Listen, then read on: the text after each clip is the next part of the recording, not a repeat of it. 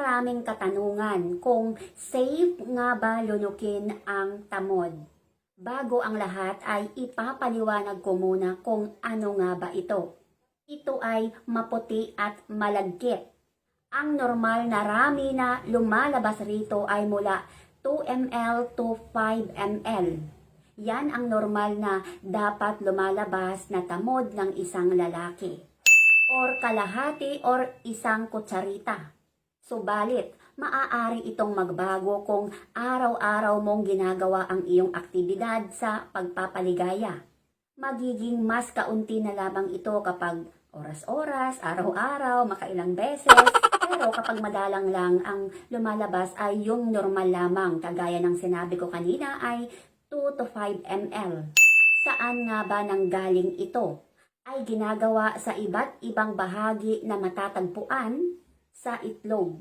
Sa itlog o nakapalibot sa lagusan. Ito ay binubuo ng sperm cells na siyang nakikipagbuklod sa egg cell ng babae upang maging isang zygote na siya namang magiging baby at ng likido na binubuo naman ng fructose. Isa itong klase ng asukal at iba't ibang protina at bitamina.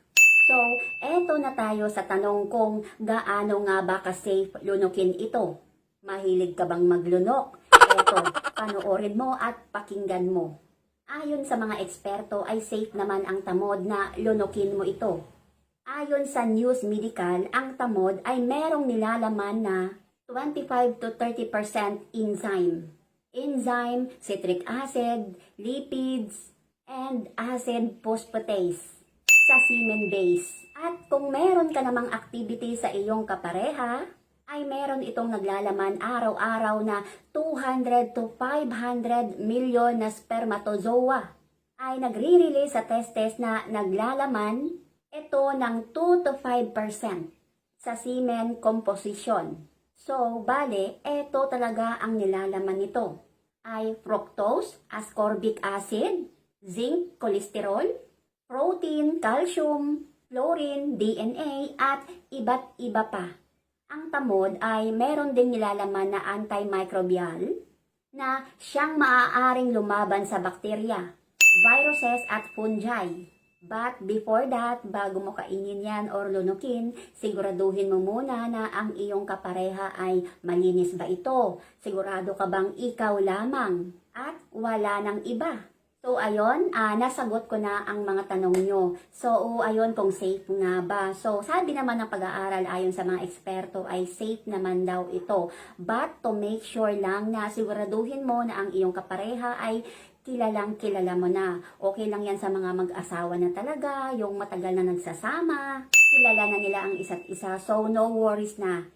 Kaya sa mga lalaki dyan na committed na, may mga asawa na, huwag mo nang isipin or tangkain na mang ibang bahay pa. Dahil alam mo naman, hindi mo alam kung saan ang galing ang babaeng yon. Baka may sakit pa yon. Tapos, kayo ay nag-contact kayo ng misis mo. Eh di syempre, nahawa tuloy ang misis mo. Nagkasakit. Tapos, syempre, mahal pa naman ang hospital ngayon. Kaya dapat palagi kayong mag-ingat at syempre, maging loyal sa iyong kinakasama. So, yun yung tip ko na ibabahagi para sa mga babae dyan. Dapat siguraduhin nyo muna ang inyong boyfriend or asawa mo. Kahit minsan nga, kahit asawa mo na ay hindi ka pa rin sigurado kung safe ka sa kanya. Lalo na kung meron kang pinagdaanan na sa kanya, na-experience mo na ng babae siya dati, nagloko siya.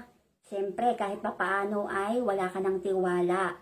At hindi mo alam kung safe pa ba ito or hindi na. Kahit nga hindi sa paglunok kahit nga sa inyong activity lang ay pwede rin talagang magkakaroon ng sakit ang iyong kapareha. Kaya dapat ingat-ingat talaga tayo sa panahon ngayon. So, uulitin ko ay hindi ko ito hinihikayat ang lahat na pwede mo itong gawin. Dapat ang unang-una mong gawin ay siguraduhin mo muna ang iyong kapareha kung siya ba talaga ay wala nang iba. Yung ikaw lang talaga. Wala siyang inaano na babae dyan or kahit sino. Kaya dapat siguraduhin mo din na malinis ito. Dahil kung minsan ay dyan tayo nagkakaroon ng sakit. So, ayun lamang, lagi tayong mag-iingat at thank you for watching at kung hindi ka pa nakapag-subscribe, please i-subscribe mo na yan at i-click mo na rin ang bell para ma-notify ka sa aking mga bagong video. Maraming salamat! Bye!